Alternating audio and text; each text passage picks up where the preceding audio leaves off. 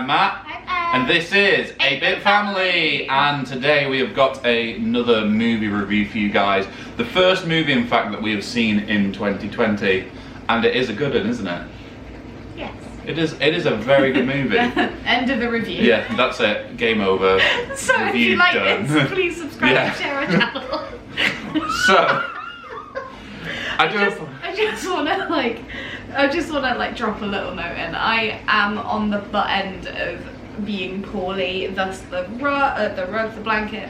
I keep cycling between fever and shivers. Yeah. I don't feel that great. I'm not the best today either. I've got a bad back, so you're always the best. Anyway, on to the review. Please be in mind that we are really poorly at the minute, but we are doing this movie review for you because it was such an incredible movie. Good. And the movie we went to see was Jojo Rabbit. I'm going to stick a little trailer down there below like we usually do and just talk about it for the next couple of minutes.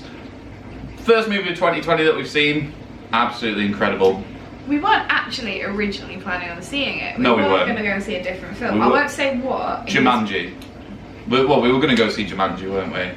In case we see it, decide to do a review video. Right, so if you see a Jumanji review video, that's because we went to see Jojo Rabbit instead for the first movie of 2020. But it's by the creators who did Thor Ragnarok and some other movies. Else. But the main one is Thor Ragnarok, and it's so funny. It's really It's so funny. And like, Em's not a huge fan of comedy movies. Honestly, it wasn't one that struck me immediately that I wanted to see. I saw the trailer when I saw Cats, which is not getting a review video, and I was like, okay, all right, this is something I could probably watch. But yeah, you're right. I don't tend to gravitate towards comedy films. Yes, yeah. I'm just hilarious enough as it is.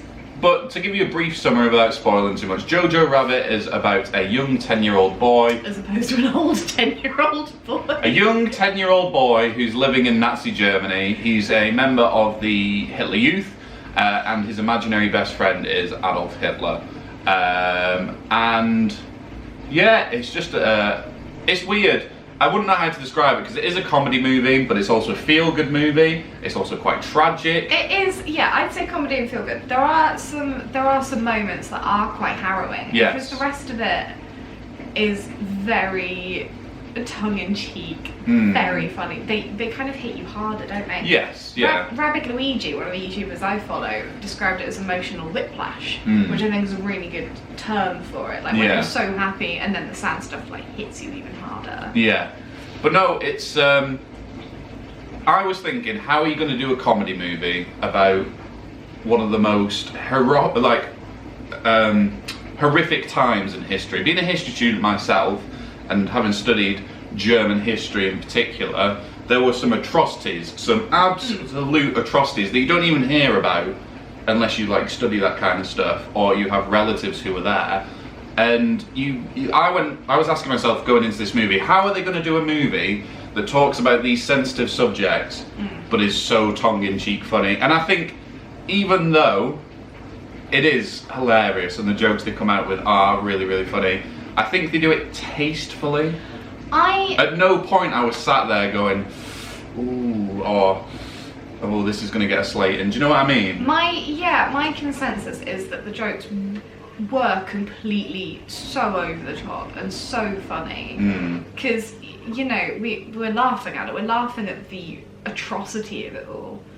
But the few little emotional bits are still a respectful nod to the fact that actually this was a really truly devastating time. And I feel like that's kind of, it hit a balance. Yeah, and I think it's the perfect insight into what living in Nazi Germany as a 10-year-old boy would have been like. Because I genuinely think if you were to go inside the mind of a 10-year-old living in Nazi Germany, that is how they would see Hitler as this god figure. He had posters of him up in his bedroom. Yeah, we have well, we don't have posters of Freddie Mercury in our house, but say growing up, if you're into rock music, you'd have posters of Freddie Mercury or Kurt Cobain, David Bowie. This kid had posters of Hitler and other leaders in the Nazi party, and then in his head they go into a lot of detail of what they were taught in school about Jewish children. Famous Jewish stereotypes. Yeah. How they're demons and scaly and Which horns. they play on a lot with the comedy, but I genuinely reckon that is what a 10-year-old German child would have thought. It's what they were taught. Yeah. There's no thinking about it. These are all based on facts. These are all based on propaganda that was spread. And then feed that to a 10-year-old boy. Of course their imagination is going to go wild. Yeah. But, like I said, the jokes... If you're worried about going to see this movie and you're thinking it's going to be too cringy and just too awful to watch because they're making fun of... Essentially, they're not making fun of it, but they're making light of the situation of stuff like the Holocaust and the atrocities that were committed between 1939 and 1945. Don't go in thinking like that, because trust me, they do it quite tastefully. And I think what helps a lot is the cast that they brought together for it. Like Scarlett Johansson's in there. Oh, I love She's her really character. good. What's the funny lady who's in Cats called? Rebel Wilson. Rebel Wilson's in there and plays a really good role. Again, I don't normally like the role she's cast in, but in this, she genuinely added to it. She was a nice, like, humorous touch. Yeah. Stephen Merchant. Stephen Merchant's in there as well. Classic baddie. Yeah. Which was strange to see, but really good. He plays this creepy, really creepy, Slendermanish looking Oh my God, he does Gestapo look like officer. And it's genuinely one of the best depictions I've seen in any historically accurate movie of a Gestapo officer. He proper reminds me. You've never seen Who Framed Roger Rabbit? I've not seen it, no. He really reminds me of the bad guy whose name currently escapes me from Who Framed Roger Rabbit. I will show you a picture at some point. You will get it. Yeah. But there's other people in there that obviously we forgot to mention, but those three in particular play such iconic roles. And this is a movie that a lot of people thought would have bombed. Like, I remember when the trailers first started coming out, and then people were seeing like Scarlett Johansson and Stephen Merchant. It does seem like quite a random collection of people to put in it. Yeah, people genuinely thought this movie would bomb. However, it's been out in America for a while now. It won awards at Toronto Movie Festival, and you can see why, genuinely. Oh, it's so funny. It was such a great start to the year. It's shot really nicely. There's a great soundtrack. Oh, amazing soundtrack. Like, you've got like iconic legends like music from the Beatles in there, but it's overdubbed with German. And actually a lot of the pop culture icons that are in the soundtrack, they do overdub with German, which I think is a really interesting ploy on it. But I think for me the thing that stood out the most was the acting of the two children. Well, we'll say the three children actually. We'll say the main character, his best friend, and the Jewish girl. Yeah. I think those three actors, I couldn't tell you the names of them, and I don't know what they've been in before, or even if they have been in anything before, but they make this movie. Especially the main kid. Jojo. No, I mean the characters that play them. Yeah, he plays Jojo. No, not the characters, the actors that play them. Jojo, okay. But the best friend, let's just talk about the best friend for the minute. He's like a mini you! He's so cute, so cute. He can't act for anything. Oh, bless his little heart. But it just makes... He honestly, it's so funny though, his little like one-liners, because he can't, either he can't quite act or he can act and he's just like meta levels of acting. But he was my favourite. He's only in it for probably about 3 minutes altogether. Yeah, maybe about like 5 minutes at the start and 5 minutes at the end. He's so funny. I love him so much. I want to adopt him. Yeah. But like all of the young actors in this movie, to be fair, all played excellent roles and just gave a bit of an insight into what living in Nazi Germany would have actually been like. Do you know, I think that's a really good point, because you hear so much about the war, what it's like out being on the actual, like, in amongst it all, but you don't hear as much about what just a day-to-day, day is. But then, like, we were sat near some people who on the way out of the cinema were saying, oh, it seems a bit far-fetched, like at the end, kind of spoiler alert, all these kids fighting and old people fighting. No, genuinely, like in the last few days of Germany, before obviously did you put a spoiler warning on it for history in history? Right, okay. So during the last few days, tell them who won.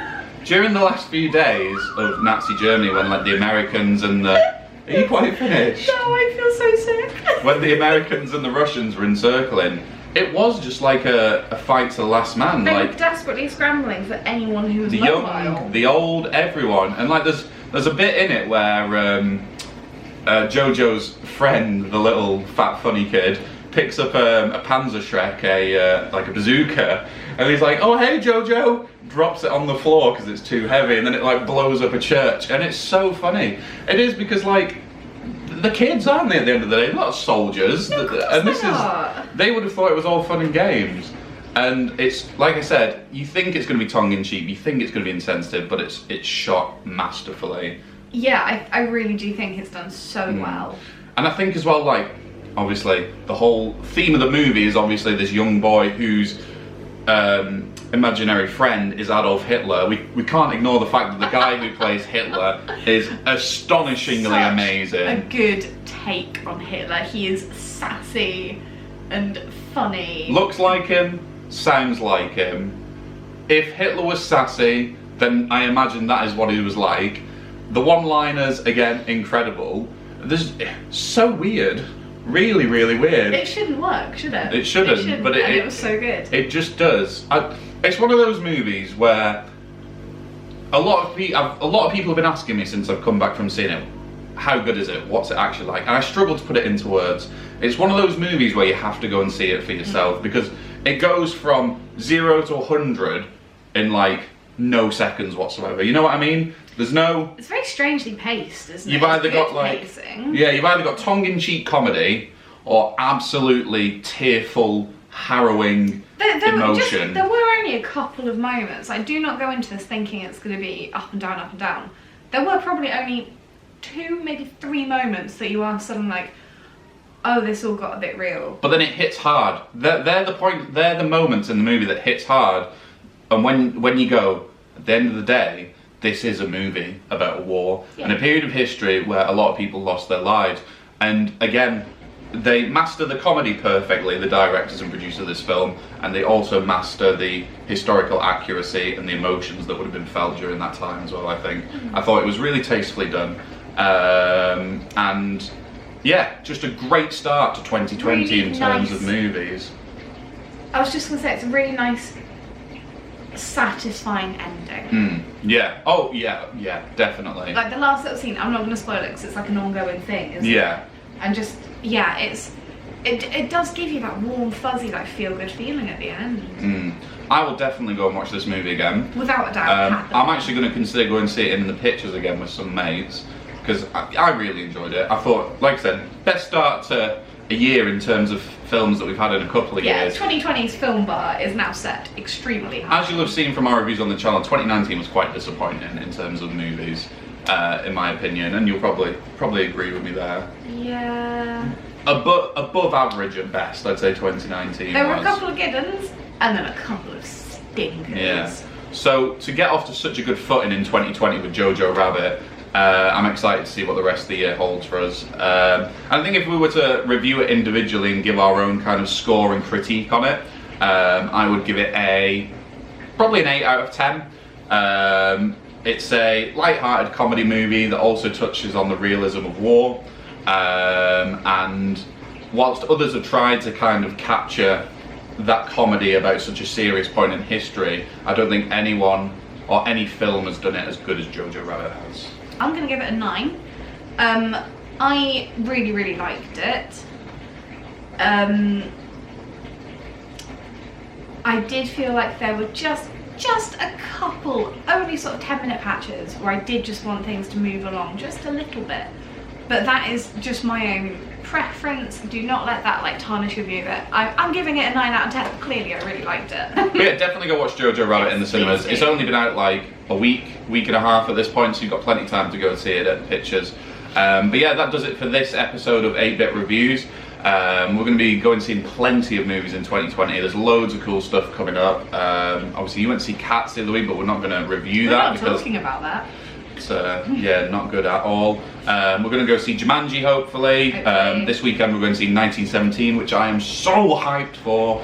Love me a good war movie, which is hence why I love this movie, hence why I love Jojo Rabbit so much. The Grudge is coming out soon. A Quiet Place Chapter 2. Just loads of good movies for the first part of 2020. We'll see about The Grudge. So we'll try and get as many reviews done as possible for the channel. But yeah, thank you very much for tuning into this episode of 8-Bit Family. It means a lot that you keep listening to us week in, week out.